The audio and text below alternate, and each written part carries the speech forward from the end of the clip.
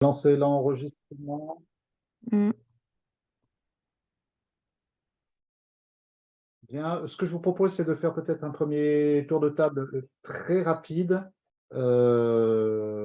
sachant que chacun d'entre vous pourra présenter son petit projet après son expression d'intérêt, puisqu'on y reviendra sur un tableau synthétique. Donc, Marielle, peut-être, tu commences? Marielle Brunette, donc chercheur INRAE et copilote de ce PC2 avec Éric Rigolo. Ok, donc, Philippe Defic, sociologue à INRAE à Bordeaux. Éric Maillet. Oui, donc Éric Maillet, Recover à Aix-en-Provence. Voilà, voilà, on a proposé. Alors, je représente en fait Recover, donc Marielle Japiou, qui n'a pas pu se libérer. Nicolas. Bonjour, donc Nicolas Maestri-Pierry, enseignant-chercheur à l'école d'ingénieurs de Purpan à Toulouse et je suis géographe de l'environnement. Élodie. Bonjour, Élodie Brahic, économiste de l'environnement à INRAE Bordeaux. Arnaud. Arnaud Sergent, je suis aussi à ETIS à Bordeaux. Je suis sciences politiques et moi je coordonne le PEPR. Donc, pas forcément pour cette tâche, mais voilà, s'il y a des questions plus globales, je peux y répondre et puis je suis tout ça. Béatrice. Bonjour, Béatrice Funatsu, je suis physicienne de l'atmosphère, je suis au LUTG à Nantes, mais je travaille dans un consortium de chercheurs qui sont géographes, de personnes aussi dans sciences sociales. Sandrine. Sandrine Brétois-Morès, je suis chercheur en économie de l'environnement à l'APESA, un centre de transfert en Nouvelle-Aquitaine, et chercheur associé à ETIS et au Beta. Christine. Bonjour, Christine Bouisset, Université de Pau, laboratoire transition énergétique et environnementale et donc géographie sociale de l'environnement. Et Patrice, pour terminer. Ah, on a un problème de micro.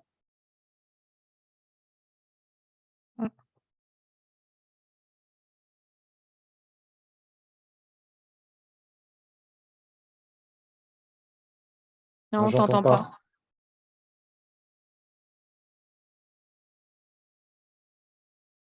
Bon, je vais le faire pour lui, sinon. Je le connais assez bien. Donc, Patrice est en fait mathématicien à Montpellier, donc il dépend du département, alors je ne sais plus le nom, maths appliquées, comment c'est? Mathnum, voilà. Ok, donc moi, ce que je vous propose, c'est de faire une petite présentation. Là, j'ai une dizaine de diapos à peu près, pour resituer un peu ce qui est attendu dans la tâche 4. Ensuite, une présentation sur 3 diapos de ce que des différentes expressions d'intérêt qui nous sont parvenues avec la tâche 4 pour mention, et peut-être enfin une espèce de synthèse de ces expressions d'intérêt et voir un peu dans quel sens on peut essayer de consolider cette tâche 4, pardon, à terme. Alors, je lance l'écran. Alors, moi, je ne vous vois pas. Si jamais vous avez des questions, n'hésitez pas à Je te dirai. m'interrompre. C'est bon, tout le monde voit l'écran? Oui. Ok, donc pour préparer cette présentation, donc, ça se base sur un premier tri des propositions qui ont été faites par Marielle et également par Élodie. Lorsque donc cette tâche 4, elle porte sur les questions de perception, de représentation des risques multiples par différents types d'acteurs. Acteurs est bien au pluriel, donc ce n'est pas que les forestiers, mais ça peut aller sur une gamme d'acteurs assez large. Alors, comment cette tâche 4 s'inscrit de façon générale dans la question des risques? Alors, j'ai retrouvé ce matin une publication de Girdland qui fait une analyse scientométrique des mots-clés qui concernent la question des risques. Et on voit qu'il y a quelques grands pôles. Il y a la question du risk management, la question du risk assessment, et il y a également un très gros pôle de risk perception. Donc cette tâche 4, on voit bien qu'elle correspond bien à quelque chose, en tout cas d'important visiblement dans la littérature scientifique qui s'intéresse à la perception des risques. Lorsqu'on regarde de plus près, on s'aperçoit qu'elle est assez proche aussi d'un champ auquel on ne s'attendait pas forcément, mais qui est celui de la risk communication, que les mots-clés qui, dans la littérature scientifique, dans cette publication, ont été repérés, c'est tout ce qui va concerner les mental models. Donc, on est là aussi derrière, très probablement, la question des perceptions et des modèles qui sont utilisés pour analyser ces perceptions. Un autre mot qui me paraît important également, c'est trust. On verra qu'il n'apparaît peu ou très peu dans les expressions d'intention. Donc, il faudra peut-être garder ça en mémoire pour savoir si c'est quelque chose de pertinent ou pas. De values. Donc là, on est sur ce qui fonde effectivement la perception des risques et puis les valeurs qui sont en jeu lorsque des biens ou des personnes, en l'occurrence la forêt ou des forestiers ou des usagers de la forêt, sont soumis à des risques. Bon, après, il y a des mots-clés par rapport qui n'ont peut-être pas grand-chose à voir, c'est nuclear power, on ne sait pas trop ce qui fait là. En tout cas, ce qui est aussi assez étonnant, c'est qu'on ne voit pas le mot forêt là-dedans. Mais bon, c'est peut-être ici, au niveau de climate change et des natural disasters, on peut supposer que la question forestière se pose là. En tout cas, pour ce qui est des risques perception, c'est très clairement un champ à explorer et tout à fait légitime à inscrire au PEPR, et notamment dans ce PC2. Il y a une autre référence qui est intéressante également, c'est celle de Klinke, qui rappelle un peu quelles peuvent être les contributions des sciences sociales à l'étude des risques.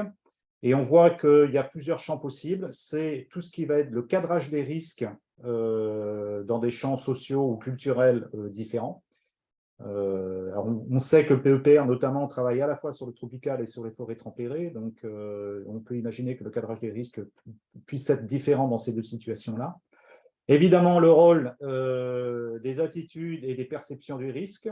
Là, alors c'est là où je vous disais, dans cette autre référence, tout ce qui va être relatif au rôle de la confiance, notamment quand la gestion des risques ou l'étude des risques elle-même ne permet pas d'avoir ou comporte beaucoup d'incertitudes. Ben souvent, une des manières de prendre des décisions, c'est de se reposer sur la confiance en des personnes qui sont censées mieux connaître les risques ou orienter les décisions dans un sens qui soit favorable à la personne qui s'estime en situation de risque. Ensuite, un autre volet sur la capacité et la performance des systèmes de gestion des risques. Donc là, on est peut-être un peu plus à cheval sur la tâche 5, notamment, qui va aborder pas mal ces questions-là. Et puis, tout ce qui est le rôle et la place des critères sociaux, et puis des principes qui prévalent à l'évaluation des risques. Et puis également, évaluation des drivers sociopolitiques et de régulation des risques. Et il y a encore ce champ toujours de la risk communication également qui apparaît comme une des contributions possibles des sciences sociales dans la gouvernance des risques. Lorsqu'on regarde comment a été construite la tâche 4, donc ça c'est ce qui est écrit dans le PEPR. Donc on voit que ce qui est demandé, c'est de passer d'une logique qui prévalait jusqu'à présent d'étudier le monorisque à une étude multirisque. Alors ça, dans la plupart des expressions d'intérêt, c'est que les proposants ont joué complètement ce jeu du multirisque, même s'il y a certains qui sont plus orientés sur un type de risque qu'un autre. Les questions qui sont posées, donc, c'est d'abord de façon centrale, comment sont perçus ces risques multiples et est-ce que les processus et les drivers de cette perception des risques multiples sont différents des risques pris tout seuls, entre guillemets. Un autre champ de questions qu'il y avait dans cette tâche 4, c'est donc quel est le rôle des médias, quel est le rôle de la façon dont certains, alors les médias, je pense, des systèmes de communication et d'information en général, la façon dont ils informent et cadrent les risques, et qui fait que les perceptions peuvent énormément changer d'un groupe d'acteurs à un autre, sous l'influence notamment de ces outils d'information et de diffusion des connaissances. Un autre volet qui est sur la question de la vulnérabilité et notamment des différences d'exposition au risque de différents types de populations. Donc, ça peut être dans notre champ celui des propriétaires forestiers, ça peut être évidemment celui des gestionnaires forestiers, ça peut être aussi celui des travailleurs en forêt. Et la question, c'est de savoir est-ce que l'on va aussi jusque les usagers de la forêt ou les résidents qui sont à proximité des forêts. D'autres questions donc, sur les valeurs et les enjeux qui sont priorisés par les différents acteurs. Donc, ça concerne toute la construction sociale des risques et leur hiérarchisation. On peut percevoir différents types de risques, on peut interagir, voir des interactions entre risques, mais pour autant les hiérarchiser de manière extrêmement différente selon les types d'acteurs. Et ça, c'est une dimension qui, a priori, intéresse la tâche 4. Et puis, les dernières questions de cette tâche 4 sur les dispositifs légaux, réglementaires, qui vont permettre les politiques publiques qui vont permettre de gérer ces risques. Donc là aussi, on vient petit à petit sur la question de la gouvernance des risques multiples et des stratégies de gestion des risques qui sont aussi à cheval sur la tâche 5. Donc là, tâche 4, tâche 5 sont reliés au moins par ces mots-clés qui sont affichés dans les deux tâches. Ce qui est attendu de nous également, c'est donc une approche interdisciplinaire au sein même des SHS et une approche interdisciplinaire avec les sciences écologiques et les sciences de la vie et de la terre, et puis les autres sciences de façon générale. C'est la dimension aussi dynamique et donc la notion de trajectoire de risque et de risques multiples, donc une dimension temporelle qui alors n'est pas fixée, les échelles ne sont pas fixées, et ça c'est à nous aussi également de le définir. Et les attendus, alors c'est donc mutual understanding between actors facilitating consensus. Alors moi, en tant que sociologue, évidemment, c'est tout ce qui va nous intéresser, c'est aussi la façon dont ces consensus se construisent. Est-ce qu'on est vraiment dans des situations win-win? Est-ce qu'on peut avoir des désaccords irrémédiables, voire des conflits? Est-ce que les rapports de pouvoir font que dans ces consensus-là, c'est toujours les acteurs dominants qui vont plutôt imposer leur vue? Et puis, de façon générale, quels sont les winners ou losers aussi par rapport aux risques multiples et la hiérarchisation qu'il en est fait, notamment en matière de politique publique. Si on regarde un peu, donc les objectifs de cette tâche 4, c'est de construire le programme de recherche, c'est ce qu'a dit Marielle, détaillé en SHS plutôt.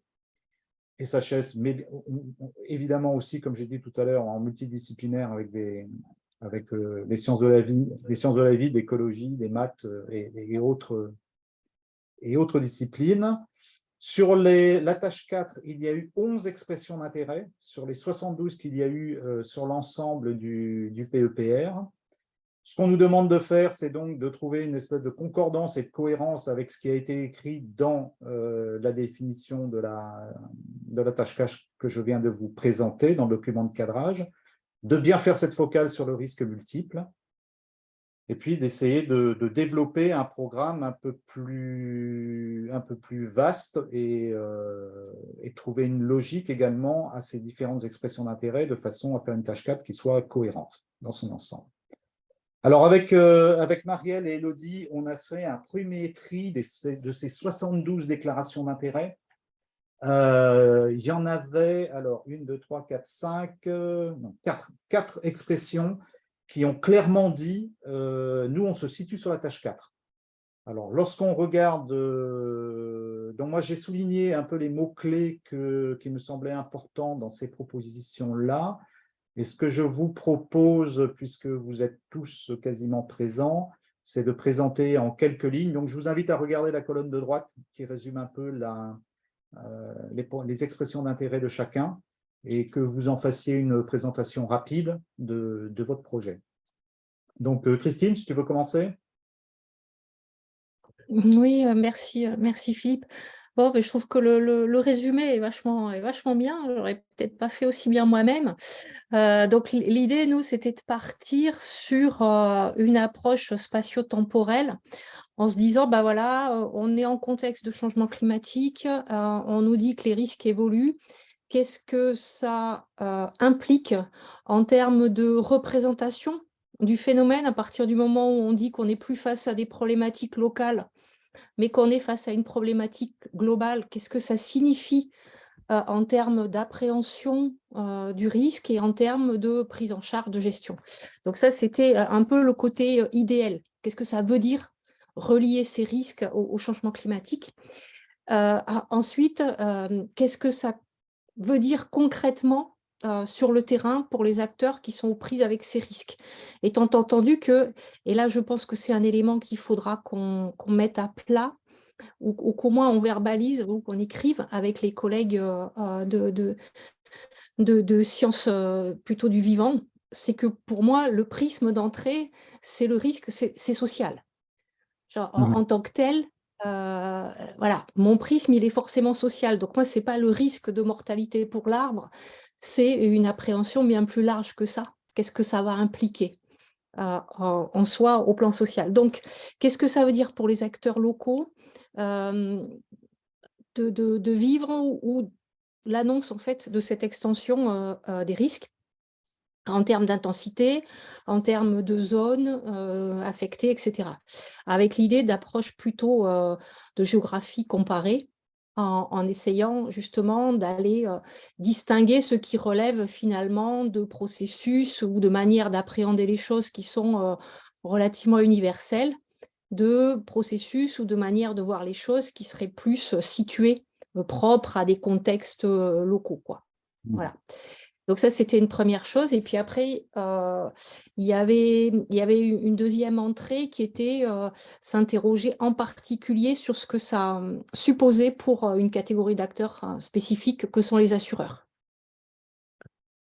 Donc là aussi, en se disant, est-ce que tout va être encore assurable au plan spatial, au plan des types de risques assurés? Donc, qu'est-ce que ça suppose en termes d'appréhension de cette nouvelle donne? Voilà, pour le faire très, très vite. Et moi, ce que j'avais lu également dans ta proposition, c'est que tu voulais relier l'analyse des risques ou la perception des risques multiples en forêt avec d'autres types de risques, notamment vis-à-vis de leur hiérarchisation. C'est-à-dire que les élus, les décideurs publics, les habitants et enfin, tous ceux qui sont confrontés à ces différents types de risques-là peuvent faire des hiérarchies différentes entre le risque inondation et le risque pour la forêt, les risques pour des zones agricoles et les risques pour des zones urbaines, avec une part de forêt toujours bien sûr prise dedans. Voilà, c'était de ne pas focaliser que sur le risque forestier en forêt, mais de le réinscrire à une échelle de territoire de risque. Absolument. Ben, c'est-à-dire qu'à partir du moment où le parti pris du PEPR, c'est de sortir d'une logique en silo des différents types d'aléas, moi, mon parti pris, c'est de dire qu'on ne peut pas isoler ce qui se passe en forêt de ce qui se passe autour dans le territoire.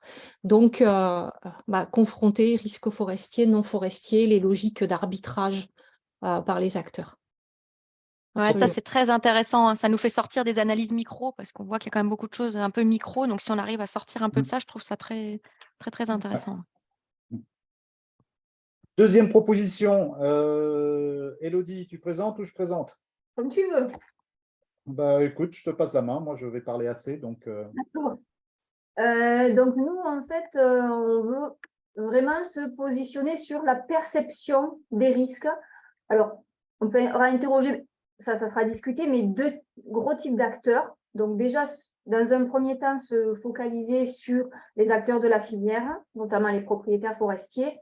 Et éventuellement, si c'est possible, après, l'idée serait aussi de s'intéresser aux habitants. L'idéal serait après de comparer la perception des risques par ces différents acteurs. Et donc, l'idée, c'est de mobiliser en fait la littérature sur le psychométrique paradigme qui en fait décompose le risque en différents éléments, notamment l'exposition au risque, la capacité de faire face à la survenue d'un aléa, la confiance aussi dans les informations procurées par les experts. Donc, du coup, ça permet aussi de rebondir un peu sur ce que disait Philippe sur la notion de trust. Il y a un élément, voilà, ça fait un petit moment que je n'ai pas investigué le psychométrie de paradigme, mais il me semble bien qu'il y avait cette composante aussi confiance dans l'information qui est fournie par les experts.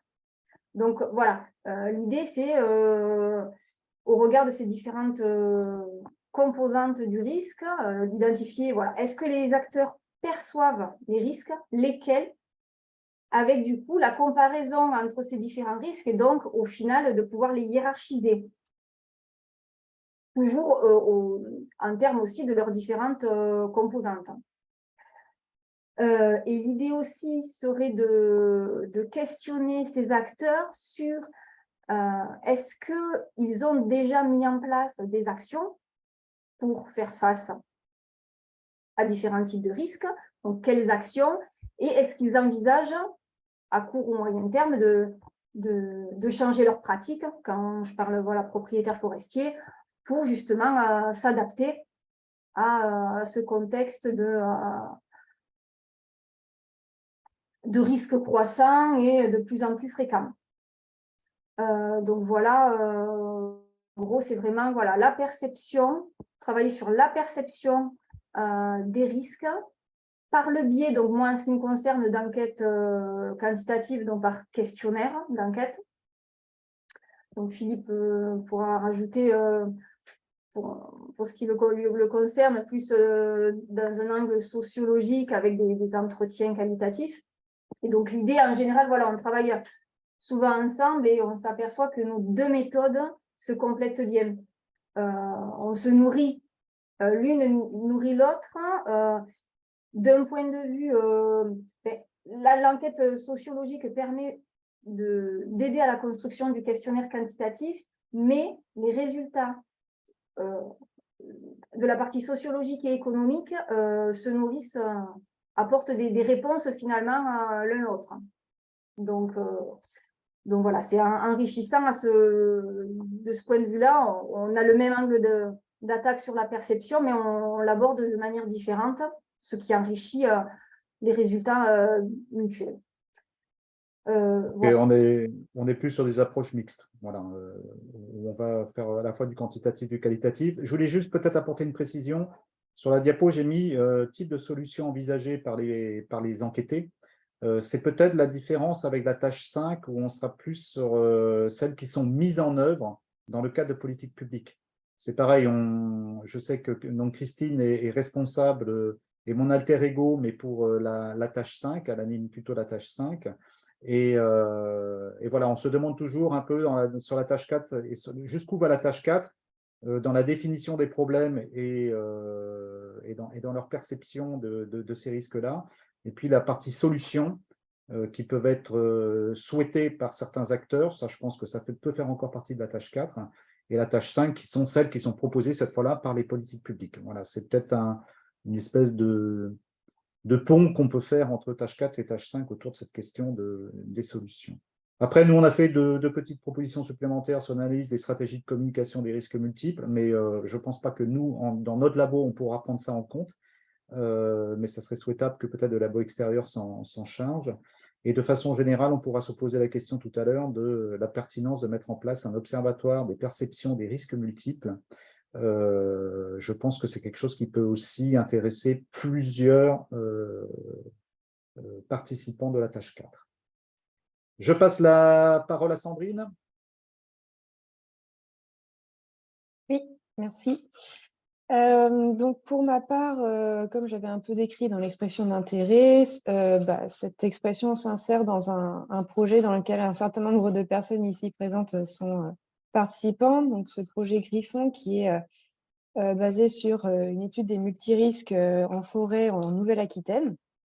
Et donc dans ce projet qu'on compte élargir dans le cadre du PEPR, l'un des objectifs que l'on se donne à l'APESA est de voir en quoi effectivement les multirisques vont influencer la stratégie territoriale actuelle, de pouvoir identifier donc des solutions et des actions qui, au travers d'enquêtes et de cartographie, de façon à pouvoir donc spatialiser les risques perçus, réels et projetés, ainsi que les zones, enfin les enjeux, on va dire, du territoire. Ce qui nous permettrait en fait de pouvoir réaliser une cartographie des zones de vulnérabilité et d'enjeux afin de définir des zones d'action à prioriser. Et donc, c'est l'un de ces premières tâches permettrait à la fois d'alimenter et sera alimenté par un Living Lab, une des tâches principales qui sera faite dans Griffon. Donc, on a pour objectif un peu de construire, entre guillemets, et d'animer un Living Lab qui sera basé sur le PNR langue de Gascogne.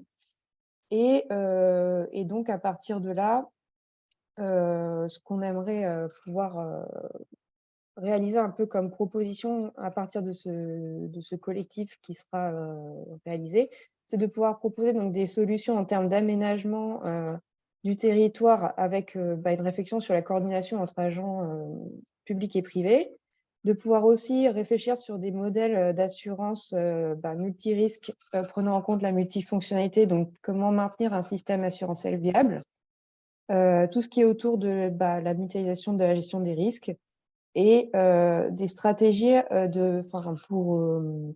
à réfléchir en termes de maintien d'un morcellement forestier viable. Voilà à peu près pour faire le tour. Ok. Nicolas?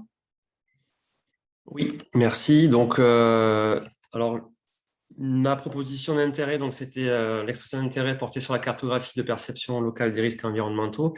Et donc, à vous écouter, j'ai l'impression que j'arrive en synthèse, peut-être pas, mais en tout cas, il y a plusieurs liens qui se créent. Donc, on a, avec Mehdi Sakali, du laboratoire Géode, donc moi j'ai été en postdoctorat avec lui il y a quelques années, on a travaillé sur une méthode qui s'appelle le ZADA, qui est un zonage à dire d'acteurs, et en fait qui permet de recueillir les perceptions des populations locales à une échelle régionale. Donc là, pour refaire le pont à ce que disait Marielle, justement, on sort de cette échelle micro pour arriver à travailler à une échelle beaucoup plus large. En Équateur, on avait travaillé sur une zone qui faisait des dizaines, voire des centaines de kilomètres carrés, donc ça permet d'embrasser une très large zone. Et aussi, donc, à travers cette cartographie des perceptions des risques, on hiérarchise en fait ces risques. En fait, si le risque est perçu, du coup, donc là, on va avoir différents niveaux de risque perçus. Et on n'est pas forcément ancré sur une thématique. Pour rejoindre ce que disait Christine, au final, sur les projets dans lesquels nous avions travaillé, par exemple en Équateur, c'était sur la contamination pétrolière. On ne s'arrêtait pas uniquement sur la contamination pétrolière, mais on intégrait, on laissait libre cours en fait les interviewés pour leur laisser libre champ, comment dire, à un listing de risques qu'ils perçoivent. Donc voilà, même si on travaille sur une thématique en particulier, et même si ces risques-là ressortent en fait à partir de cette interview, on voit qu'il y a d'autres risques qui émergent et du coup qui permettent qu'on peut analyser justement en croisant les autres risques justement. Donc il y a une partie spatialisation évidemment, une partie hiérarchisation de ces risques-là, et aussi après il y a toute une phase non pas de cartographie, mais un peu plus d'approfondissement avec les enquêtés. Donc, ça rejoint un petit peu ce que disait Elodie sur la partie interview, donc enquête ou questionnaire. Donc, voilà, on est un peu avec cette méthode-là à la croisée de tous les éléments que vous avez abordés précédemment. Voilà. D'accord. Moi, j'ai peut-être une question pour toi et pour Sandrine. Vous êtes sur de la carto à dire d'acteur, on va dire. Comment est-ce que vous faites le lien avec la cartographie des risques qui existent déjà? Je pense au PPR et à d'autres instruments. Comment vous voyez la plus-value que vous apportez avec vos cartographies, j'allais dire un peu plus orientées sciences humaines et sociales?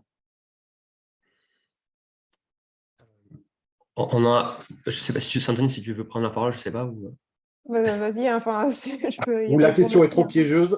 Non, c'est bon, il y a déjà une réflexion, mais vas-y, Nicolas. D'accord, nous, on n'avait pas vraiment réfléchi à ça. En fait, c'est vrai qu'on croisait pas forcément des cartographies de risque déjà d'organismes comme en Équateur, je pense, ou à Laos. On se concentrait uniquement sur la perception des populations locales et on croisait ça parfois avec des données plus empiriques, entre guillemets, mais des relevés, des prélèvements d'eau contaminés, par exemple, ou autre. On voyait s'il y avait une concordance, une corrélation spatiale, justement, entre la perception des populations et ce qui avait été mesuré sur le terrain. Après, on n'a pas croisé avec d'autres cartographies déjà, on va dire, officielles sur la question du risque. Parce que ça va être la question que vous allez vous poser aussi, ou qui va vous être posée, c'est comment on fait qu'est-ce qu'on fait de l'écart réel ou supposé entre la perception par les experts, enfin, ou la construction des risques, des cartographies de risques par les experts, et celle par les, entre guillemets, les profanes. Si je peux me permettre un élément de réponse, j'aurais tendance à dire que les cartographies opérationnelles ne sont pas des cartographies du risque, sont des cartographies de l'aléa et des enjeux au mieux. Donc, à partir de là, l'addition, si tu veux, la plus-value, elle est certaine parce que, justement, tu vas apporter une vision du risque et non pas seulement de l'aléa. Voilà. La réponse, elle est extrêmement claire, si tu veux, de ce point de vue-là. Oui. Et nous, du point de vue des sciences humaines et sociales, on considère que ces cartes, tout objectif qu'elles soient, sont aussi des choix faits par des experts et que certaines données peuvent être, ou certaines qualités du risque peuvent être mises plus en avant que d'autres. Ce n'est pas forcément celle de nos interviewés. Ok, je vous propose de passer à la deuxième série d'expressions d'intérêt qui ont été, donc dans lequel il y en avait la tâche 4 était citée, pas forcément de manière centrale, mais qui semblait aussi pouvoir éventuellement amender la construction de la tâche 4. Alors, je ne sais pas… Philippe, oui. Si je peux, je sais que Laurent Saint-André doit nous quitter d'ici peu. Peut-être qu'on peut commencer par lui éventuellement, Oui, si ça n'embête on personne. peut remonter la diapo à l'envers.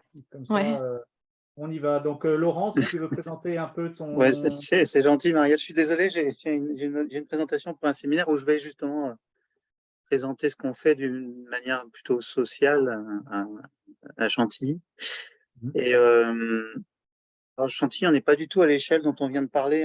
Moi, je comprends bien ce dont on vient de parler, c'est des aspects très méthodologiques et je trouve ça vraiment super. Puis l'introduction que tu as faite, Philippe, elle est vraiment d'enfer. Donc, bravo, merci. Donc Chantilly, c'est tout petit, c'est 6000 hectares par rapport à ce dont on parlait avant. Par contre, carte des aléas, tout ça, ce dont parlait Christine, on est en train d'avoir un truc assez chouette. Et on met en place une démarche là actuellement avec les acteurs qui sont déjà avec nous en termes du bénévolat pour faire la carte des aléas, pour faire la carte de ces trucs-là. Et tu as dit quelque chose en introduction, Philippe, qui m'a tout de suite frappé parce que c'est là où c'est notre clé d'entrée, c'est les valeurs.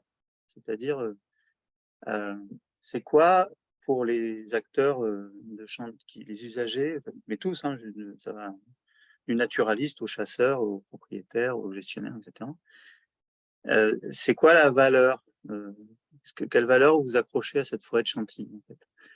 Et ça, on en a fait notre question centrale. Et puis après, du coup, tout le reste découle parce que vient la confiance, en fait, vient la confiance, l'écoute de la des perceptions des risques par les différents acteurs, parce que, comme ça vient d'être dit, là, je connaissais pas le terme ZADA. Moi, je découvre plein de trucs, c'est super. Zone à dire. Même sur une petite surface de 6000 hectares, il y a quand même des zones à dire d'acteurs. Et par contre, il faut qu'ils puissent discuter entre eux et puis qu'ils identifient les tensions qu'il y a entre les différentes représentations de ces risques, etc. Et ce qu'on avait mis on sent bien qu'on va avoir besoin de ça pour l'introduire dans les modèles de projection. C'est-à-dire qu'on ne va pas pouvoir arriver avec nos gros sabots biophysiciens et puis dire, écoutez, la forêt, ça va évoluer comme ça, puis voilà. En fait, non, c'est une solution qui doit se construire ensemble et pour tout le monde, en fait, c'est-à-dire que, voilà, avec des concours. Donc voilà, c'est ça l'idée du projet, c'est-à-dire que faut vraiment le voir comme quelque chose un cas d'étude, c'est-à-dire que nous, on est vraiment très ouvert à toutes les théories, enfin voilà, tout ce que, pas théorie, mais voilà, tout ce que vous pouvez apporter à la démarche qu'on est en train de mettre en place en termes parce que vous avez la connaissance sociaux, vous avez tout ça que nous, on a un peu, mais enfin voilà, faut vraiment le voir comme un cas d'étude, un living lab où c'est en train de se mettre en place, où les tensions, elles ont été levées par les campagnes de terrain, justement. Quand on a dans une même fosse, je fais un scientifique, un naturaliste, un chasseur, sous la pluie, en train de prélever du sol. Bon, bah, assez vite, ils discutent.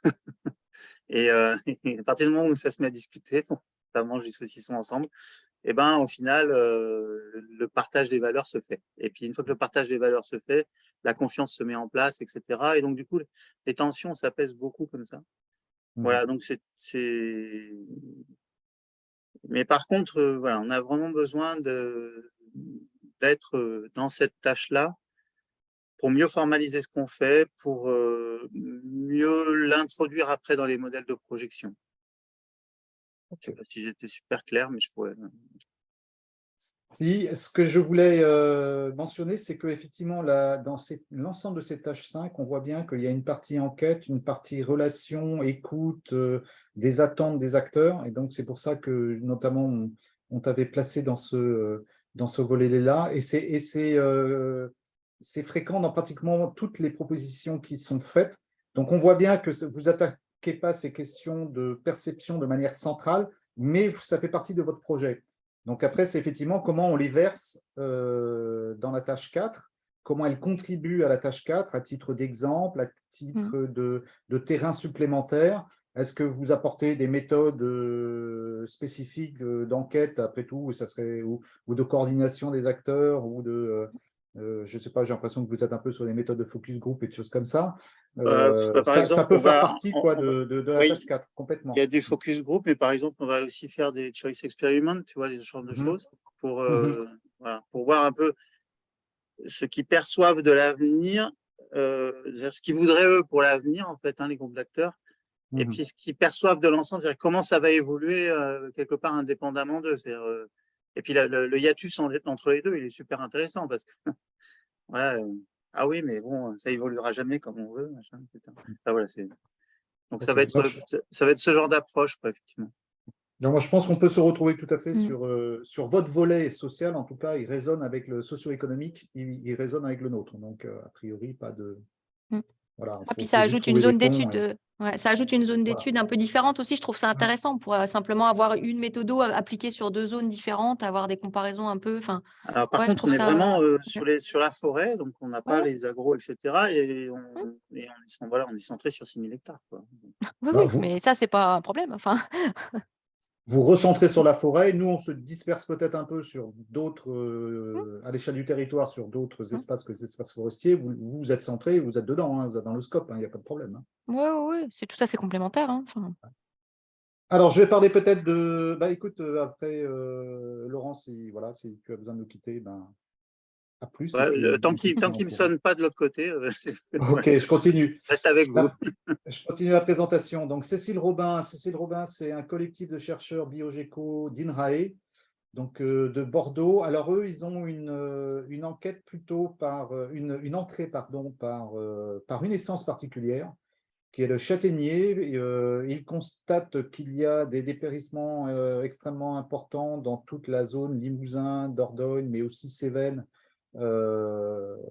Donc des dépérissements de châtaigniers avec des risques de ravageurs et voire d'incendie à terme. Et ce qu'ils voudraient faire, c'est donc faire un diagnostic à la fois sur le plan écologique, sur le plan phytosanitaire et sur le plan socio-économique, de qu'est-ce que ça veut dire si toute une filière, enfin tout un écosystème centré autour du châtaignier s'écroule. Et donc, c'est pour ça qu'ils ont mis, alors en plus, ils nous ont contactés, tout un volet sur quelle est la perception par les différents acteurs et usagers de la filière châtaignier sur le fait que des milliers d'hectares de cette essence disparaissent et seraient éventuellement remplacés par d'autres essences à terme.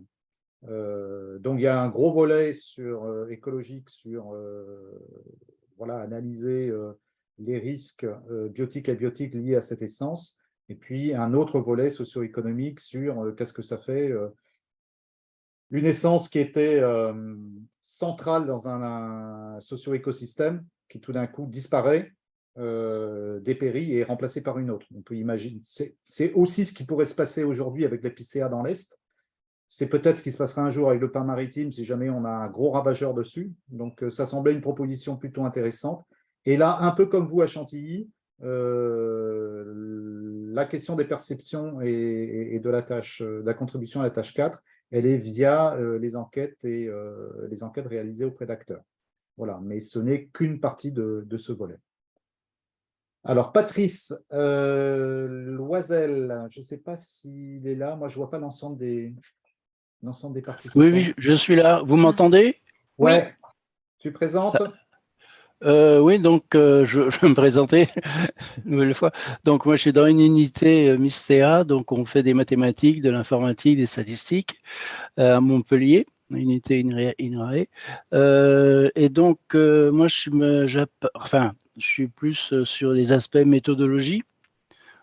Donc, j'ai travaillé surtout sur le risque et maintenant, donc effectivement, là, je vais m'impliquer sur le multirisque. Alors, ce que je dois dire, c'est que de mon côté, je suis déjà intéressé à des problèmes multicritères, analyse multicritères, multi-acteurs. Et ce que je pense devoir être intéressant, c'est de transposer sur le multirisque et le multi-acteurs sous l'angle de la perception.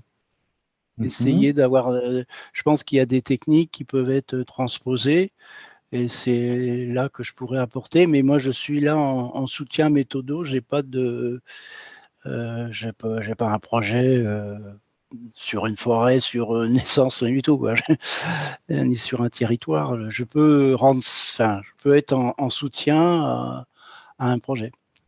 D'accord. Donc là, oui, là, tu ne représentes pas un collectif qui fait une proposition de projet. D'accord. C'est plus je ne fais pas, et même moi-même, à titre personnel, je ne fais pas de proposition, si ce n'est de soutien à un projet qui voudrait bien m'intégrer pour. C'est une offre de soutien méthodologique pour l'analyse des risques multiples sur la base d'analyse multicritères et multi-acteurs. OK. Et Nicolas qui veut prendre la parole, je crois. Oui. Oui, pour rejoindre ce que disait Patrice, en fait, je ne l'ai pas mentionné, mais avec Mehdi Sakali et Benoît Godou de l'IRIT, qui travaillent sur les questions de simulation et de systèmes multi-agents, il y a une réflexion sur la question de l'intégration des perceptions locales des risques à une simulation multi-agent. Donc, ça pourrait rejoindre un petit peu ce que tu disais par rapport à l'analyse multicritère et multi-acteurs, justement. Donc, voilà. Je préfère le mentionner, comme ça, on pourra faire le lien si besoin plus tard. D'accord. Mais ça veut dire qu'on peut aussi avoir un axe méthodologique autour de ça. Oui. OK. Et avec coordination, ou en tout cas, voilà, vous mettiez en relation pour éventuellement préciser cet aspect-là que moi, je ne maîtrise pas. Donc, le jour où on va construire un peu plus la tâche 4, on pourra vous laisser un peu plus la main aussi pour développer ces aspects-là. Okay. Marion Jourdain n'est pas là. Alors, Marion Jourdain, je ne me souviens plus très bien de sa fiche. Alors, mettre en œuvre la méthode des cartes de politique de voie d'adaptation dynamique. Donc là aussi, c'était beaucoup d'outils améliorer les outils de prise de décision, mettre en œuvre des cartographies. Juste, je te coupe. Non, c'est juste qu'elle est positionnée uniquement dans la tâche 5. D'accord. Donc, elle est plus sur la partie solution. J'ai l'impression. D'accord. Bon, mais écoute, voilà. Donc, moi, j'ai pas voulu exclure a priori les personnes qui s'étaient positionnée, alors soit 4, soit 5. Alors, c'est vrai qu'elle est peut-être que 5. Donc, moi, je n'ai pas vu forcément non plus de lien direct, si ce n'est sur la partie solution et production de cartes et pareil, d'outils, d'amélioration des outils de prise de décision. Voilà, mais ça relève peut-être plus de la tâche 5. Ça, c'est un arbitrage qui sera fait peut-être plus tard. Stéphane Couture, donc, qui s'est excusé également, qui avait présenté son intérêt pour la tâche 4, qui lui propose d'étudier en fait des interactions entre assurés et assureurs.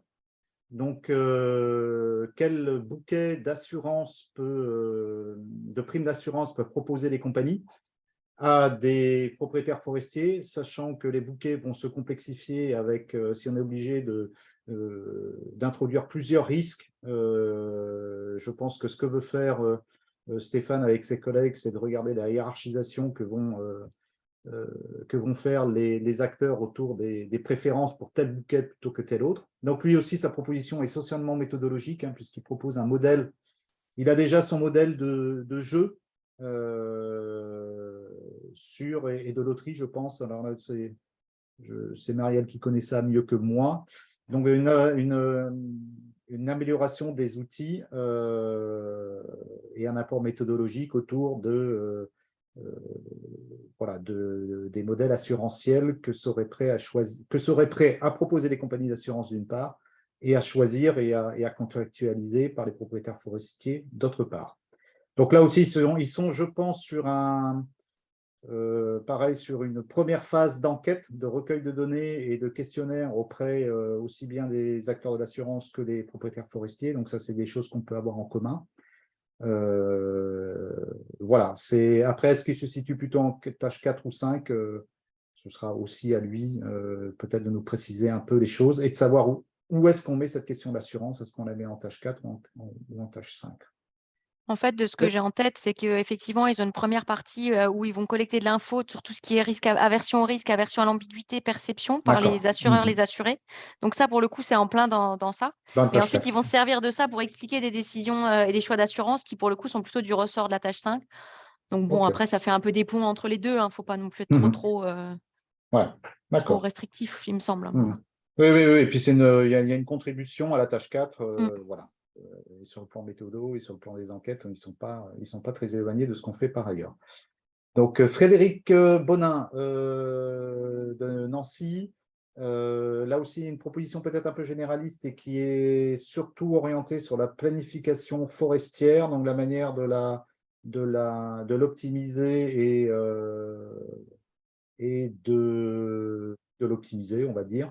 Donc en identifiant les leviers managériaux organisationnels qui permettraient de mieux gérer les risques. La proposition n'est peut-être pas forcément suffisamment développée à ce stade pour qu'on identifie bien quelle est la contribution directe à la tâche 4. Donc là, c'est pareil, soit il y aura une demande de précision de la proposition. Katia Blairon. Ouais, justement, je peux prendre un tout petit peu la parole. Frédéric, il m'a contacté justement parce qu'il tente des rapprochements, alors notamment avec Katia Blairon, que tu viens d'évoquer, autour de tout ce qui est planification. Et pour l'instant, il hésitait encore un peu, mais d'après ce qu'ils sont en train de construire un peu, sont plus autour de la tâche 5 quand même. D'accord. Okay. Donc, il a aussi identifié un peu d'autres projets. Donc, voilà, ils vont essayer, comme avec Marion Jourdan notamment, qu'on a évoqué juste avant, là, qui est aussi tâche 5. Donc, voilà, ils vont essayer un peu de faire des regroupements. Donc, il a commencé à prendre des contacts, mais plutôt tâche 5. OK. Donc, et Katia, qui était une proposition originale, je trouvais, puisque là, c'était interroger la capacité du droit à adapter si juridique, multiniveau pour la gouvernance des risques. Donc ça, c'était une dimension tout à fait sciences humaines et sociales, mais plutôt du côté des solutions que peut-être du côté de la perception, encore que savoir comment est construit le droit relatif au risque, ça peut être, pour moi, ça fait complètement partie de la tâche 4, mais voilà. À voir aussi si on peut faire des liens entre tâche 4 et tâche 5 autour de cette notion de droit et des outils de gouvernance. Et la dernière, c'était acceptabilité du rewilding. Alors ça, ce sont des collègues de Nogent sur Vernisson, du Bêta, pardon, des collègues à toi, Marielle. Donc l'idée là, c'est on a on a de plus en plus la question du rewilding, donc de la libre évolution, qui serait un système à développer en forêt sur certains îlots forestiers, voire des zones relativement grandes. Sauf que réintroduire du rewilding, ça veut dire aussi réintroduire éventuellement ou introduire de nouveaux risques, des risques de feu, des risques de ravageurs. Et donc, Jens Abilstrup se pose la question de savoir est-ce qu'il y a acceptabilité par les différents acteurs de cette option de gestion forestière, et qu'est-ce que ça peut engendrer comme risque, et risques multiples, et éventuellement méfiance ou au contraire faible aversion au risque des acteurs qui choisissent ces options sylvicoles. Donc là aussi, je pense qu'on est plutôt sur la frange un peu, voilà, un peu externe de, c'est pas le cœur du projet, mais ça peut en faire partie, ça peut contribuer aussi à la tâche 4, de savoir comment les gens perçoivent, est-ce qu'ils perçoivent le rewilding comme une gestion plus à risque que d'autres types de gestion. Puis c'est aussi des approches un peu choice experiment, enfin de méthodes d'évaluation. Voilà. On a des méthodes en commun avec cette proposition. La dernière tâche. Alors, je ne sais pas, Béatrice, si tu es dans cette dernière diapo ou pas, il faudra me dire. Non, je ne suis pas là. D'accord. Donc, je te propose de présenter tes projets peut-être lorsque j'aurai fini sur cette diapo. Alors là, on est encore plus loin, a priori, encore plus loin de la tâche centrale que l'on propose de traiter en tâche 4. Il est question de faire donc la proposition, la première du puits, de faire des compromis, des arbitrages entre solutions. Donc, on se dit que là, il y a une espèce de co-construction des solutions et de hiérarchisation des risques. Donc, ça peut a priori nous intéresser de manière, voilà, une partie de leurs travaux. Adapter les pratiques de gestion négociées entre acteurs et gestionnaires de la forêt pour la tâche de Marion Gosselin, mais il n'est pas question du tout de perception de manière centrale. Mais voilà, c'est l'histoire des négociations entre acteurs qui peuvent éventuellement être versées aussi à la tâche 4. Évaluer la cohérence des PPR et des approches multiterritoriales des risques donc par Eric. Ben, peut-être que tu peux nous présenter, Eric, ce que la dimension, on va dire, SHS que vous envisageriez dans votre projet. Oui, tout à fait. C'est de moi que tu parles. Oui, tout à fait, oui. Donc, effectivement, c'est une approche, donc ça se fonde en fait sur un travail qui est en cours déjà, qui est un travail de thèse sur les aspects politiques publiques liés au risque. Et là, on était initialement focalisé risque incendie de forêt. Et puis, évidemment, il y a cette question de la cohérence des politiques publiques et en particulier des politiques de planification, que ce soit la planification urbaine, la planification territoriale en général, ou même la planification forestière. J'ai vu que ça existe dans d'autres projets.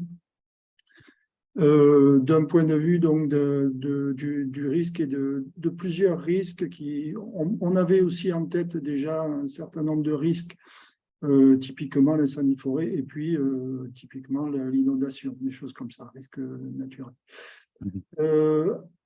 Donc effectivement beaucoup plus ancré sur la tâche 5, mais on a quand même mentionné la tâche 4 parce que on sait bien quoi, le processus d'élaboration des politiques publiques locales, là, hein, on pense au PPR, au PRIF, des choses comme ça.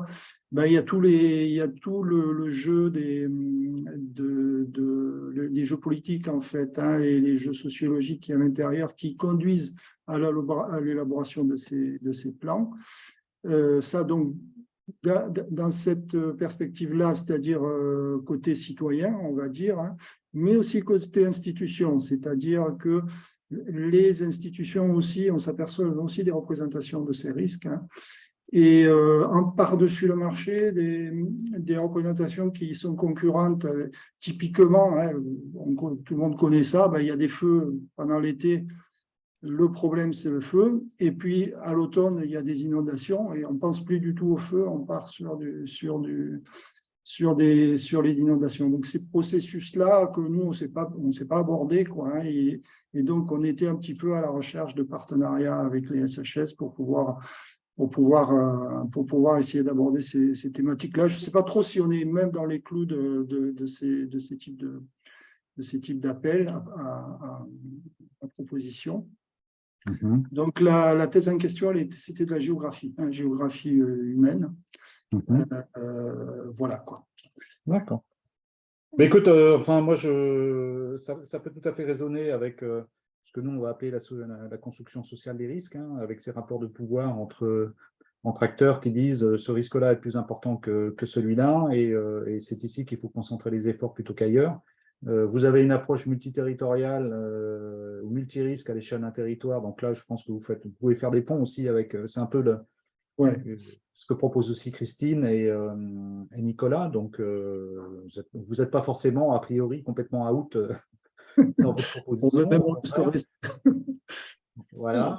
Si je peux me permettre de préciser, parce qu'en fait, on ne se connaît pas tous les deux directement, mais moi, je fais partie du comité de suivi de thèse, en fait, d'Ondine, donc de la personne qui était évoquée là dans la thèse.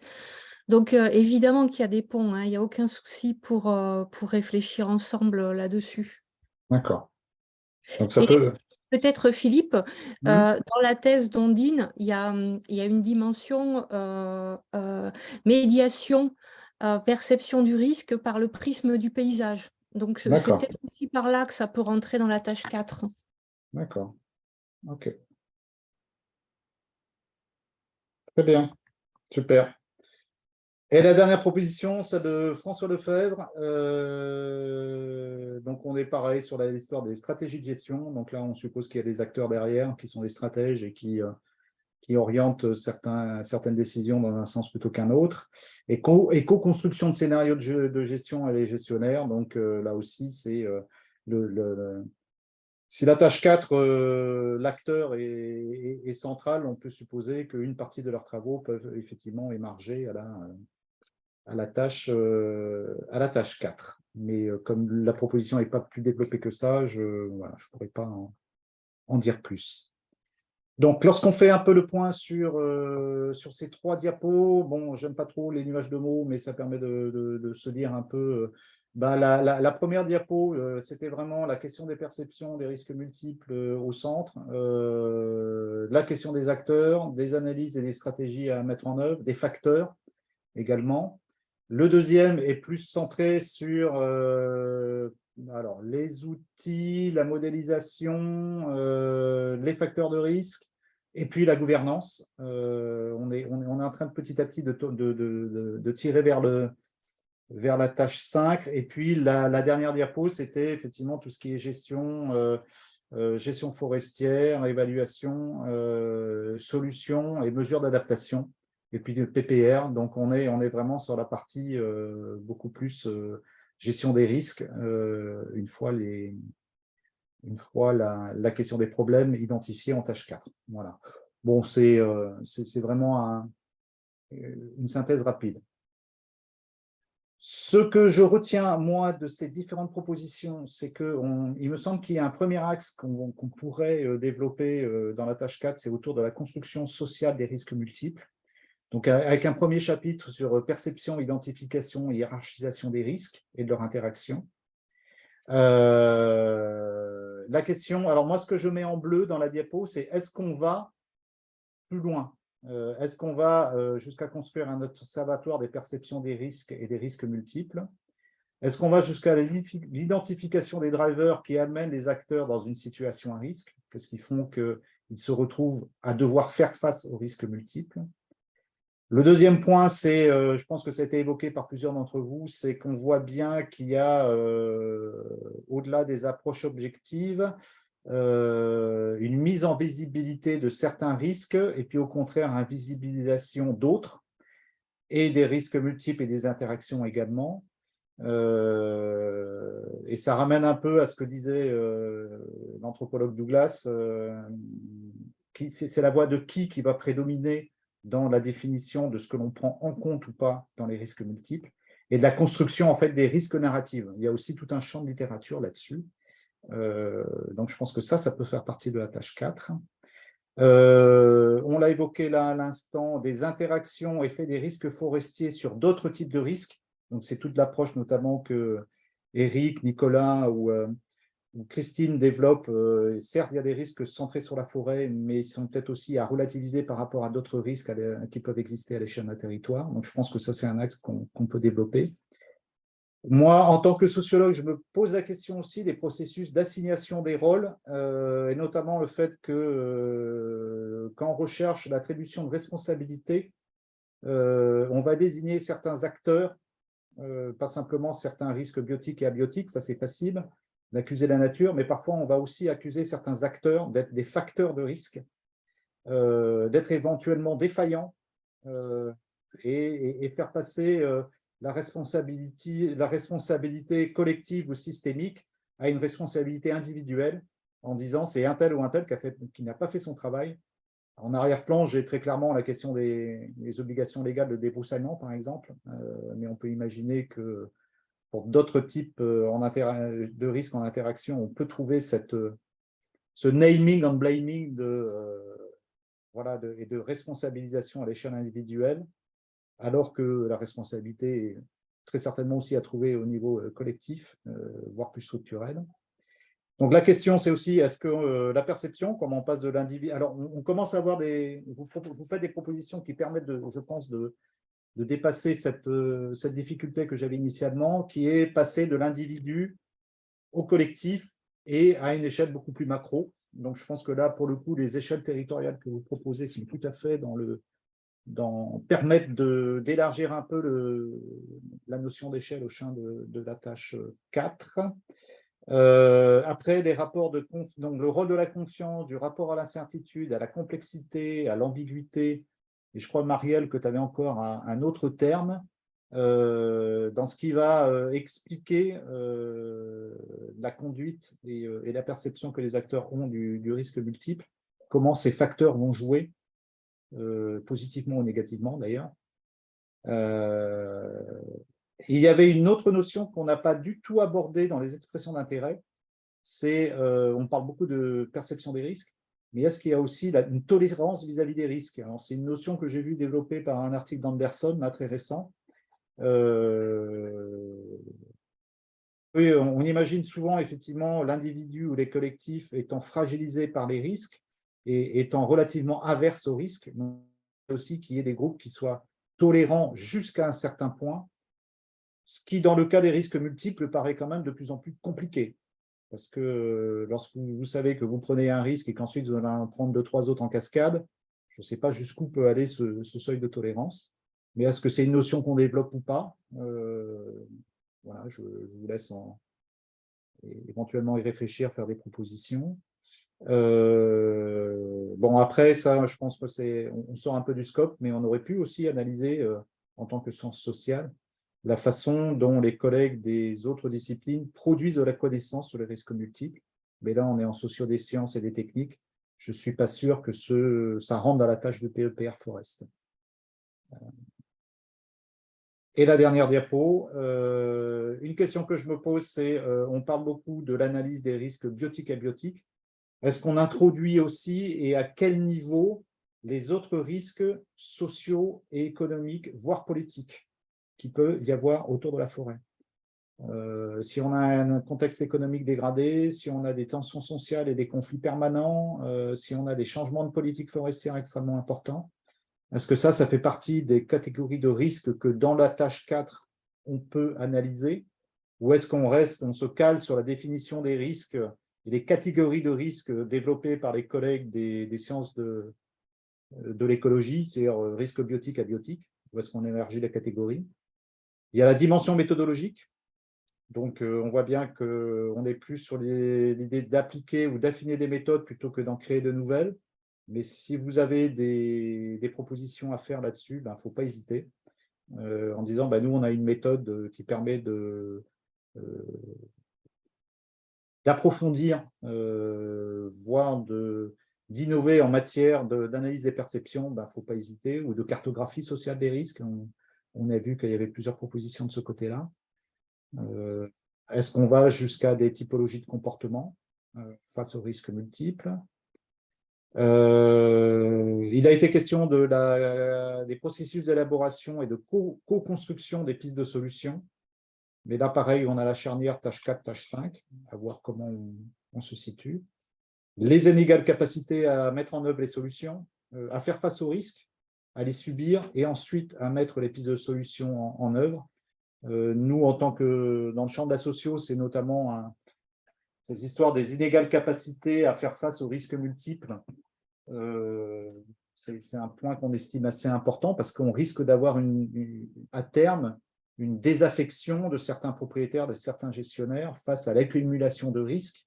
Donc, ça veut dire que est-ce qu'on va avoir une élimination des petits propriétaires et puis simplement survie des propriétaires les mieux dotés en capital social, culturel et économique ou pas?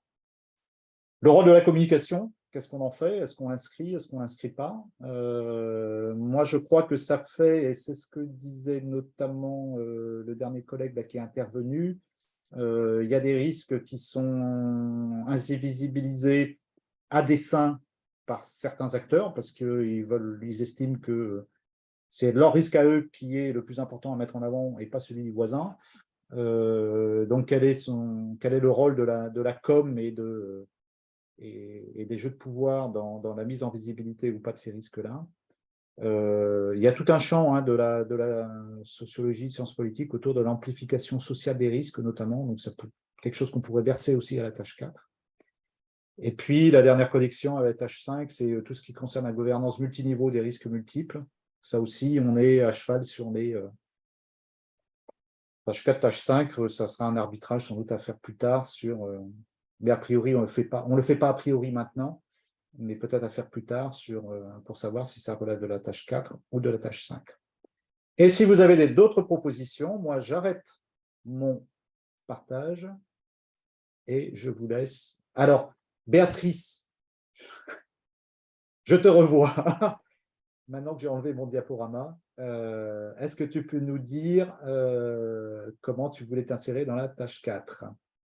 Oui, je suis désolée, c'est juste que mon expression d'intérêt portait sur presque tous les tâches, parce qu'on s'est basé sur les discussions que nous avons eues par rapport à un projet ANR que nous avons soumis. Et donc, il y a plusieurs composants de ces projets qui sont relevants à des différentes tâches. C'est pour ça qu'on a mis Et en fait, après toutes ces discussions, je me rends compte que peut-être on devrait avoir dissecté ou séparé les différentes parties. Mais comme elles sont complètement interconnectées, on avait du mal à séparer parce qu'elles étaient vraiment émincées.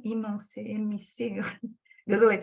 Vous aviez intégré vos tâches très fortement, donc c'était difficile de faire une donc c'est pour ça proposition que c'était spécifique. difficile. Mais je vois plusieurs éléments qui sont en tandem ou qui résonnent avec tout ce qui était discuté. Par exemple, notre domaine d'études, c'est l'Amazonie. Et il y a une partie sud qui est plus sujet à sécheresse et au feu. Et la partie nord qui est plus sujet à augmentation de température, mais aussi inondation. Donc, ça va à peu près ce qu'Éric Meillet avait mentionné. Après, nous sommes intéressés à l'échelle territoriale et avec différents acteurs. Donc, c'est aussi en tandem avec ce que Christine avait mentionné, différents acteurs. Donc, les agriculteurs, les gens qui travaillent avec la forêt même, la gestion des forêts, mais aussi dans les urbains, parce qu'il y a les problématiques des îlots de chaleur urbains. Donc, on sait qu'avec plus des arbres, ça a un grand impact sur ces phénomènes. Donc, on va dans cette direction.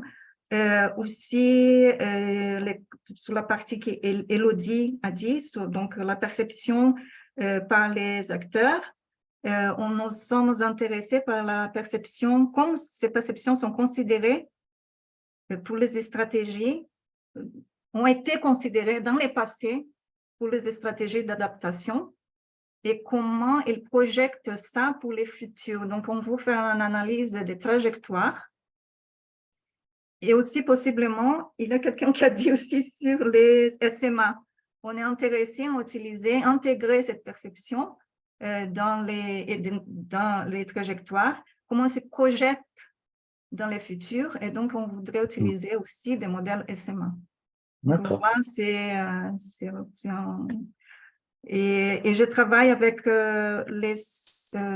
donc, dans un consortium, et cette partie, ça va être lidéré par les groupes de CIRAD, de Forêt Société, et du CIRAD Sens. D'accord. Je travaille avec des collègues aussi d'UNRAE AgroClim, les IRD et des autres universités, mais cette partie sciences sociales, c'est plutôt avec les collègues de CIRAD. D'accord. Vous travaillez que en forêt tropicale, hein? Oui. D'accord, super, très bien. Bon, on n'en avait pas pour le moment, donc comme le PEP Orforest a vocation aussi à faire de la forêt tropicale, il n'y a pas de souci, au contraire. Super, merci.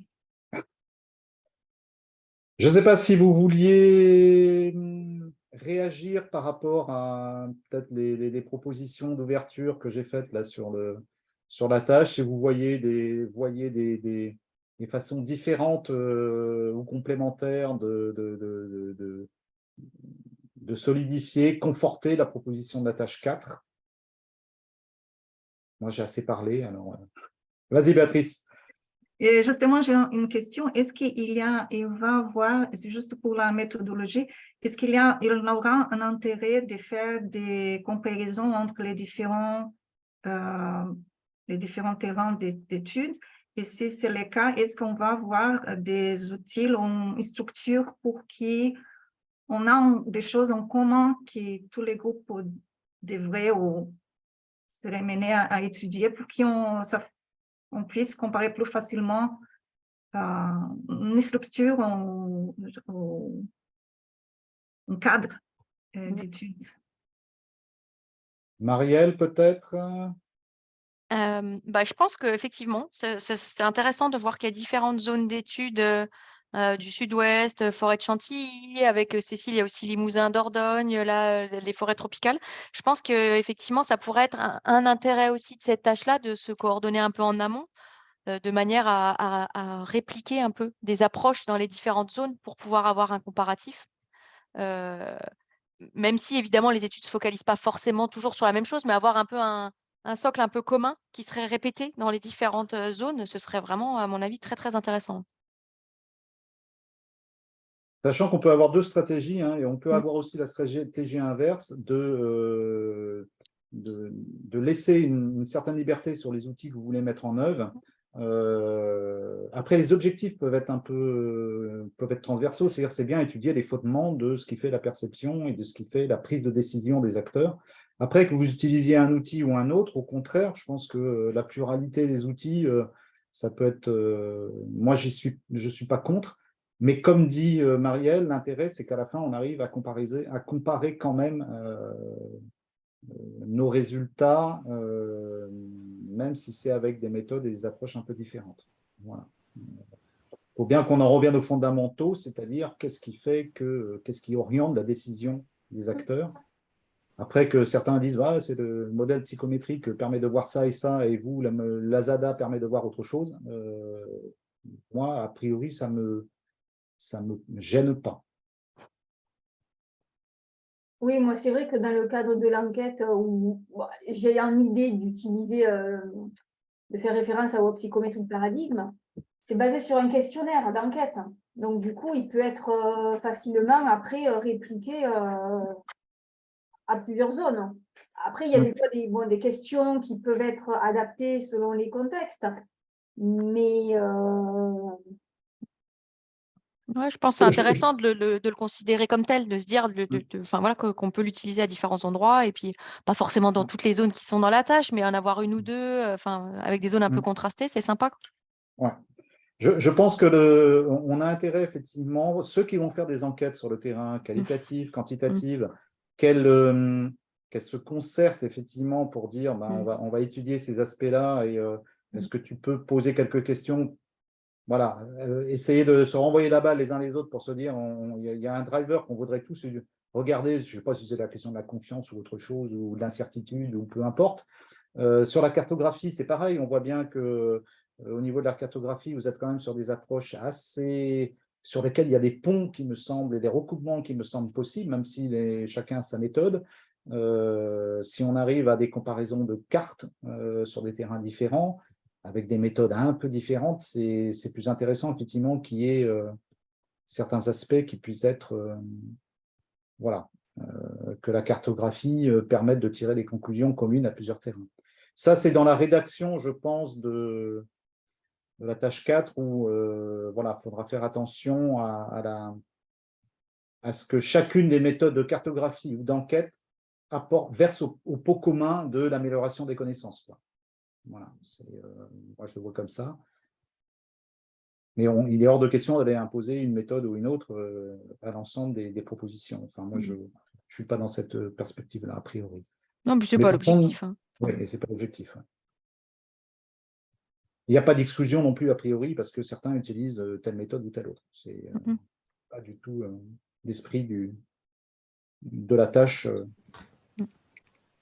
Autre question? Oui, Patrice? Oui, en fait, même aspect, je demande à ce moment-là s'il ne faudrait pas créer des groupes de travail sur chacune des questions, comment on détecte les perceptions, enfin la hiérarchie des perceptions, ou par exemple, et puis j'imagine qu'il y en a d'autres derrière. Et après, chacun de son côté utilise la méthode qu'il veut, mais au moins, si quelqu'un a une méthode, ça permettrait de bénéficier aux autres, ou en tout cas d'infléchir ce qu'il avait prévu de faire.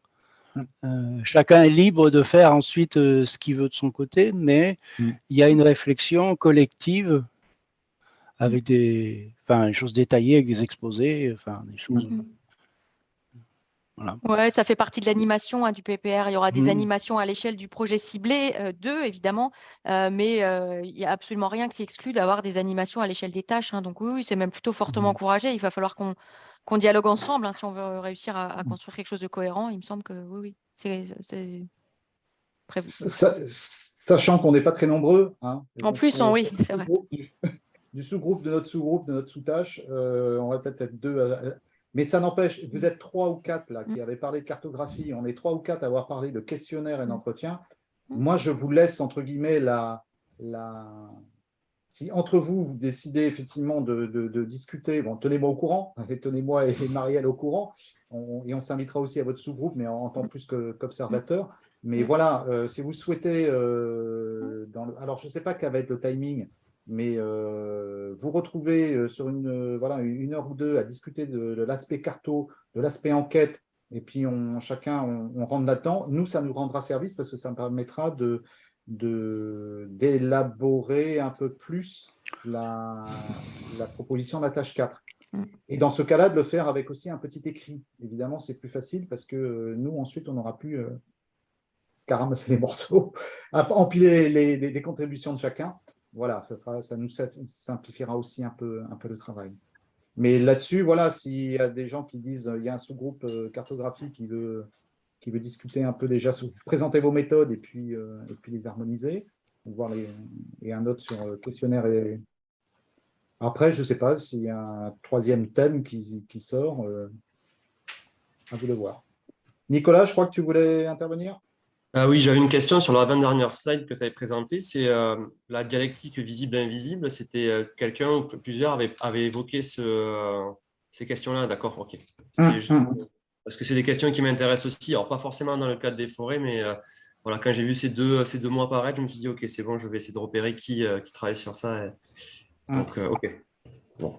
Bah pour nous, c'est la question, c'est la construction sociale des risques, de qui met en avant telle ou telle thématique, ou tel risque, ou telle interaction, ou tel enjeu, une zone à défendre aussi, entre guillemets, un territoire à protéger des risques, et puis qui, au contraire, va réfréner en disant ça, c'est pas si important que… Voilà. Ah oui, donc C'est c'est les plutôt jeux- dans le jeu des acteurs et du discours aussi. Ouais. C'est aussi dans le jeu des acteurs. Alors après, je ne sais pas si toi tu le vois comme une traduction possible en termes cartographiques, parce que évidemment, il y a des zones où tiens, le crayon est passé à côté et puis on a sorti la zone du PPR. Bon, voilà, ça c'est la suite logique. Hein. Oui, parce que je pense qu'il y a des phénomènes spatiaux qui sont justement invisibles, mais du coup qui sont perçus quand même par les populations. Donc du coup, il y a ça qui est intéressant aussi à voir. Il y a des process que voilà. Bon, ok, Et ça rentre complètement dedans. d'accord. Autre question ou autre contribution? Moi, je voulais rebondir un peu sur ce que tu as dit à la fin. Est-ce qu'on reste sur la dichotomie risque biotique abiotique ou est-ce qu'on sort? Si on peut sortir, c'est bien. C'est-à-dire si on peut englober des risques sociaux, risques économiques, enfin voilà, des risques beaucoup plus larges que cette simple dichotomie. Il me semble que on parle quand même de socio-écosystème forestier, donc je pense que c'est bien qu'il y ait toutes ces dimensions-là. Si on arrive à le faire, c'est bien en tout cas. Oui, alors ça n'a pas été fait souvent, en particulier en forêt, et c'est sans doute pas facile à faire. Donc c'est pour ça que moi j'étais prudent là-dessus. Voilà. Parce que Après, certains considèrent que ce sont des facteurs. Est-ce que ce sont des facteurs de risque ou est-ce que ce sont des risques en tant que tels? Alors, avec la définition qu'on nous propose, aléa, vulnérabilité en jeu, on pourrait dire, bah non, c'est juste un facteur de vulnérabilité. Moi, j'avais plus tendance à les considérer comme des potentiels risques en tant que tels, mais je ne sais pas. Je n'ai pas la science infuse là-dessus, donc… Moi non plus. Voilà. Après, ce que disait Christine avec l'entrée un peu société, sociale, enfin, il y a peut-être des choses à… Enfin, je veux dire, même si on ne fait pas des analyses hyper détaillées, mais si on a des choses à raconter un peu plus larges, il me semble que c'est intéressant. OK. Autre point, on n'est pas obligé d'aller jusqu'à 16 heures. Hein. On peut s'arrêter avant si… Je pense qu'on a tous assez des visios et autres… Voilà, donc…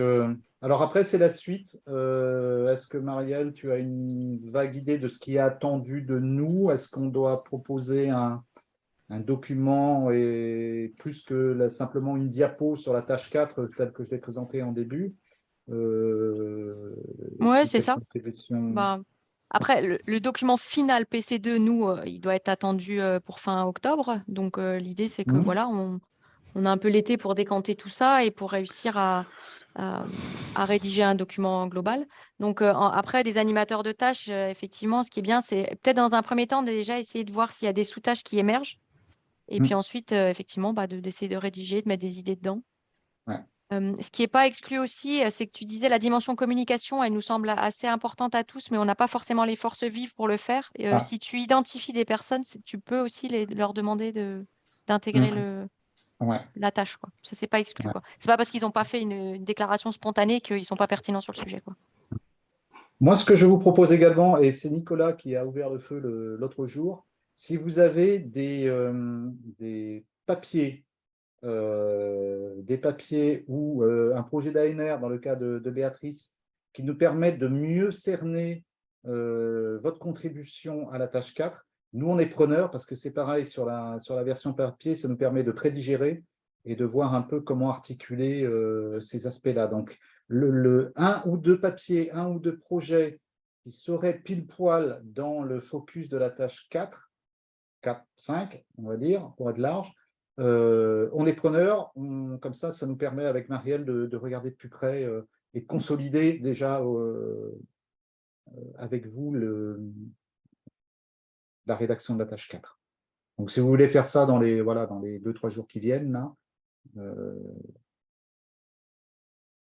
Il y a Arnaud qui veut parler, je crois. Et Arnaud? Oui, merci, c'est très intéressant. Il y a déjà beaucoup de choses. Alors, effectivement, c'est vrai que ce qui est demandé est difficile. Hein. C'est difficile d'aboutir à quelque chose après de consolider, mais je pense que vous avez la bonne méthode et puis chacun, on voit bien, met la bonne volonté pour voir comment il peut travailler avec les autres. Donc, je pense que ça, c'est l'essentiel à ce stade-là.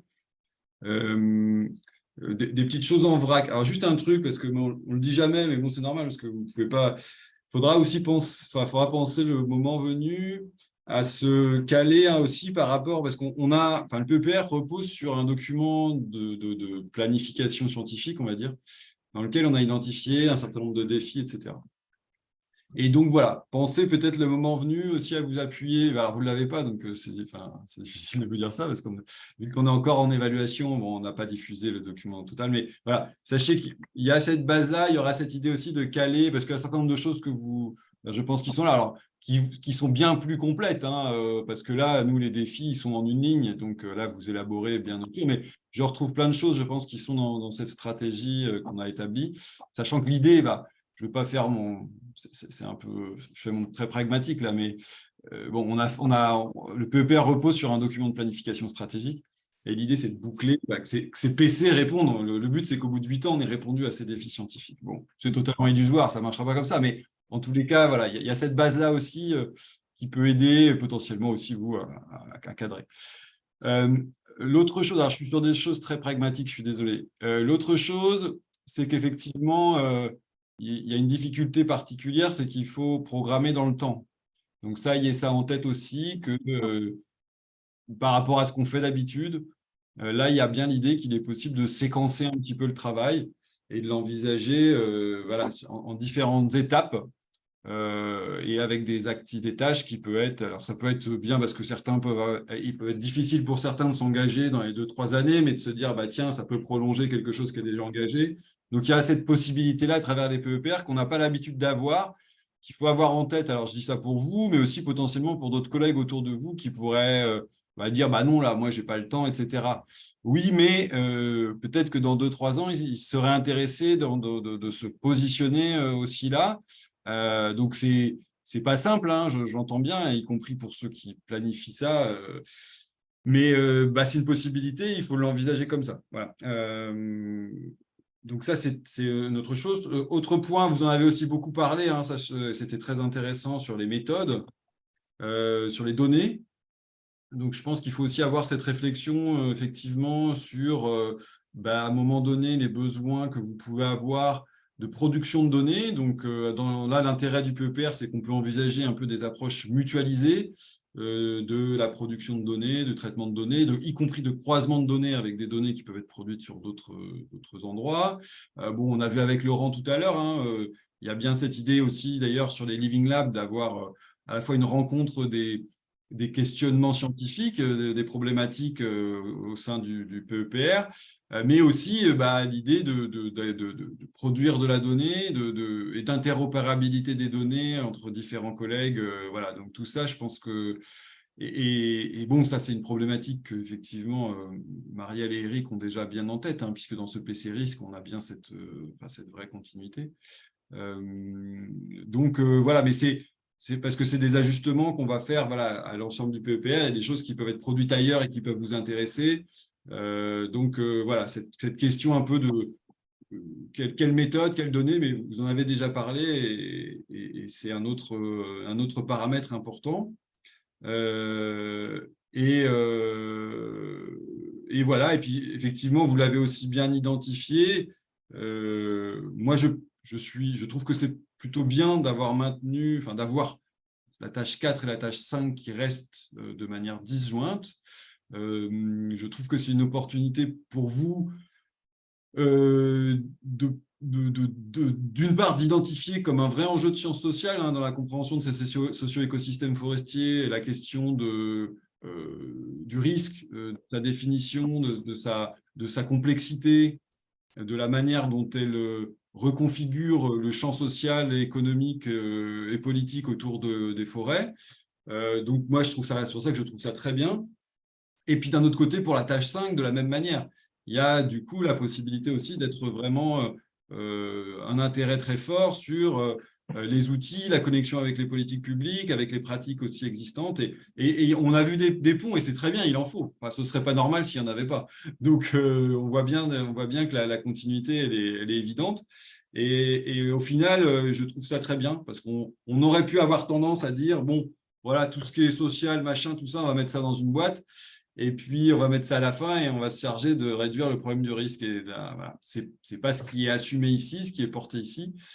Et ça, j'en remercie les porteurs Marielle et Eric, hein, et puis ceux qui ont pris ces tâches aussi en main. Je pense que c'est une super opportunité pour nous, chercheurs en sciences sociales, Et puis ça ouvre aussi, comme vous l'avez dit, y compris là, la possibilité d'avoir de nombreuses disciplines, y compris au sein de ces tâches. Donc cette autonomie-là dans les tâches, elle est très très bien. Et moi, j'en suis très content, puisque bon, je porte le PEPR, mais je supporte un peu la question sciences sociales là-dedans. On essaye de la faire. On est quelques-uns avec Marielle. Mais c'est plutôt, voilà. Et je trouve que le profil, et on voit bien que ça marche, puisque c'est très riche, là, les discussions que vous avez.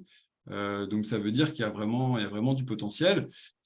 Et alors, la dernière chose, tu as dit ça, Marielle, tout à l'heure, et ça, je sais aussi que c'est très, très difficile. Mais on ne résiste pas à l'idée de se dire que c'est ce bel objet scientifique, alors même si son défaut est d'être que sur les forêts, pour le moment, enfin de paraître être sur les forêts, même si on a bien vu que ça ne l'est pas tant que ça, forcément. On voit bien que vous pensez déjà que le risque forêt, il est dans un territoire en articulation avec d'autres risques. Et donc, voilà, alors, il a un défaut, c'est que c'est sur la forêt et qu'il est étiqueté forêt, il s'appelle Forest, même ce PEPR.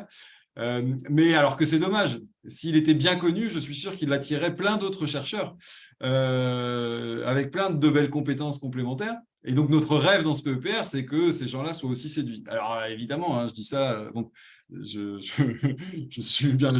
C'est très bien que c'est compliqué d'aller les chercher. Je ne vois même pas trop comment, je peux vous le dire, mais je ne vois pas tellement comment on fait concrètement. Mais voilà, il y a au moins une piste en tous les cas. C'est celle du lien avec notre PEPR qui est IRIMA et autour duquel il y a aussi ces questions de sciences sociales. Donc bon, nous en interne, Philippe, on a une collègue qui a aussi une mission de travailler sur une tâche de sciences sociales dans IRIMA, sur une question de littoral. Donc on va faire ce pont de manière privilégiée, mais je le dis aussi à tout le monde. Voilà, que ce lien avec IRIMA, il est important. Alors nous, on va en discuter à l'échelle des PEPR, mais voilà, je pense qu'il y a j'allais dire un nourrissement, je ne sais pas si ça existe, une auto-aliénation, voilà, des liens qu'il faut privilégier en tout cas. Moi, j'ai le rôle facile, je dis ce qu'il faut faire. En tout cas, merci, c'était super intéressant. Et après, voilà, si certains d'entre vous ont des questions peut-être un peu plus générales sur la nébuleuse PEPR, sur tout ça, je suis là, je peux y répondre aussi, même si on a déjà fait des webinaires et des choses comme ça. Mais... Puis là, j'ai l'impression que tout le monde, enfin, vous êtes en tous les cas, vous êtes tous dans le bon état d'esprit et la bonne logique, donc il n'y a pas de souci. Moi, j'ai peut-être une dernière question, mais elle est pour Arnaud. Est-ce que, du coup, à ce niveau des tâches, on doit essayer d'identifier des partenaires socio-économiques? Ou est-ce que c'est plutôt à l'échelle des PC, à l'échelle du PEPR? Enfin, à quel niveau est-ce qu'on identifie des partenaires hors académique? C'est une bonne question, très bonne question. Et d'autant plus qu'effectivement, on a cette préoccupation. Alors, sachez et sachant qu'il y a quand même une particularité. C'est-à-dire que, au moins pour deux partenaires, c'est que l'ONF et le CNPF sont potentiellement éligibles. Donc, ils ne sont pas juste des stakeholders de loin, ils sont aussi potentiellement, donc ils peuvent aussi prendre en charge. Donc, moi, ce que je crois, c'est qu'il faut continuer à les solliciter en disant, voilà, il y a ça qui va être fait, est-ce que vous voulez… Évidemment, je comprends bien, ils ne vont pas se mettre dans toutes les tâches de tous les PEPR, de tout le PEPR. Ils ne pourront pas. Il faut qu'ils choisissent, je pense. Voilà. Nous, le message qu'on leur dit, c'est à vous de faire votre priorité, ou est-ce que vous voulez potentiellement… voilà. Donc ça, c'est la première chose. Moi, je te dis juste que moi, je leur dis et ce que je les encourage à faire. Et du coup, ce que je vous encourage, vous, à accueillir plutôt de manière bienveillante s'ils se manifestent avec des choses concrètes qu'ils souhaitent porter. Après, donc, du coup, pour le volet, ils peuvent aussi avoir un volet stakeholder. Ils ont les deux casquettes, bien évidemment. Là, je crois que oui, il faut les identifier là de la même manière. Vous, dans un premier temps, identifiez-les par rapport à la logique de vos questionnements scientifiques, des partenaires que vous allez avoir besoin de solliciter ou que vous pensez important d'associer aux réflexions. Est-ce qu'il faut les associer à ce stade-là? J'aurais envie de dire non, ou j'aurais envie plutôt de dire recenser, identifier, et après, peut-être qu'on pourra nous le faire plus globalement à l'échelle du PEPR en disant, ben voilà, là, il y a telle chose là-dessus. Bon. Et donc, moi, ce que je pense, c'est que le partenariat avec les acteurs socio-économiques va plutôt se réfléchir à l'échelle du PC. C'est-à-dire que c'est à l'échelle du PC qu'on va se dire, voilà, sur la question du multirisque, parce qu'il faut les impliquer aussi dans une réflexion globale. On ne va pas reproduire l'approche réductionniste qu'on critique. Et donc, on veut que quand on cause à des acteurs, on va parler de tout l'ensemble de la dimension du risque. Et on va, nous, y introduire, vous allez y introduire, vous, les enjeux. Voilà. Alors après, il y a une autre chose, c'est s'il y a besoin de travaux, enfin de partenariats particuliers pour l'accès à des données, des choses comme ça, par contre, ça nécessite effectivement, mais là, on est dans le registre de la faisabilité du projet. Pas de sa dimension partenariale, de sa dimension faisabilité. Et là, pour un certain nombre de raisons, quelquefois, la faisabilité dépend effectivement de ce dialogue préalable avec le partenaire, et là qu'il faut peut-être identifier assez tôt. Je ne sais pas si on veut accéder aux documents de gestion, à des listes de propriétaires, des choses comme ça. Bon, on est obligé effectivement de préparer le terrain, j'ai envie de dire, et d'étudier le risque que ça fait peser au projet si des données qu'on souhaite recueillir, on ne peut pas y avoir accès. Bon, j'ai dit beaucoup de choses, je ne sais pas si j'ai répondu à ta question. C'est bon. Ok, je vous propose de conclure et puis de se séparer là s'il n'y a plus de questions. Si pensez éventuellement à envoyer, comme je vous ai dit, voilà, des 2-3 contributions qui vous sembleraient, qui pourraient nous aider à construire cette tâche 4. Et puis, moi, je vais vous renvoyer des diapos là, à la liste de diffusion qu'avait préparée Marielle.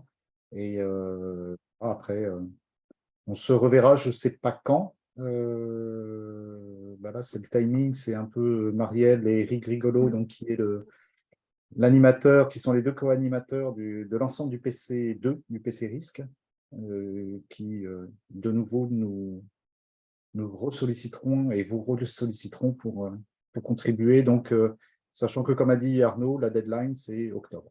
Voilà. Mais ce ne sera pas le 15 septembre qu'il va falloir se recontacter, je pense. Non, je pense qu'effectivement, il faut rester en contact durant l'été, même s'il ne va pas y avoir énormément de… Clairement, il n'y aura pas de réunion juillet-août. Mais ça n'empêche pas qu'il faut qu'on réfléchisse un peu chacun de notre côté et qu'on commence à consolider tout ça. Et moi, je vous laisse l'initiative aussi entre sous-tâches. Si vous voulez créer des sous-groupes enquête, cartographie, n'hésitez pas. Mettez-nous en contact, en copie, Marielle et moi, parce que suivant nos disponibilités, on essaiera aussi de participer à vos réunions, sous-réunions. Donc, voilà. Ouais. OK. Bon, merci à tous. Merci beaucoup et merci. À bientôt. Merci. À bientôt. Marielle, on peut se voir juste après? Ouais. Merci.